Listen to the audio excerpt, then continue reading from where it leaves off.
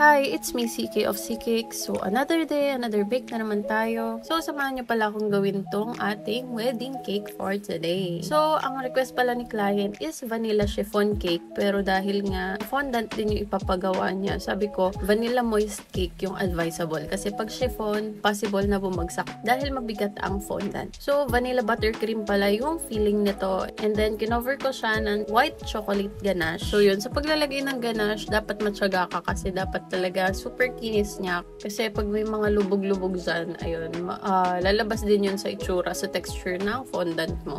Yung bottom tier pala natin is 10x3 na styro. So, pag nagdidikit ako ng styro sa cake board, gumagamit ako ng glue gun. Pero since wala yung glue gun ko, hiniram, tas di ba pala nababalik. So, nawala sa isip ko. So, yun. Ginawa ko is, tinunaw ko na lang yung glue stick sa apoy. Kasi, ganun din naman ako nagsimula eh. So, yun. Para-paraan lang. Dito naman sa ating fondant, malapad yung pagkaka-roll out ko. Kasi, traditional way yung ating gagawin para seamless din yung pagkakabalot natin sa cake. Tapos, yan. Importante na top muna yung simulan mo and then sa may upper sides yung ikikinis mo hanggang mapababa. Ayun, medyo mahirap i-explain sa maiksing video pero kung gusto niyo ng tutorial, comment lang kayo. So, sa top tier naman natin, 8x3 yung size niya and then traditional way din yung pag-cover ko ng fondant. Ayan, as you can see, inaayos ko yung pagkakalapat sa ibabaw. Pag may air bubbles, inaangat ko muna ulit yung sides. And then, ayan, pag nasa side naman na ako, sinisimulan kong ikinis mula dun sa taas hanggang paunti-unti ng pababa. Habang hinihila ko yung fondant. Pero hindi super hila kasi ninipis yung fondant and possible na mag-crack and mapunit siya.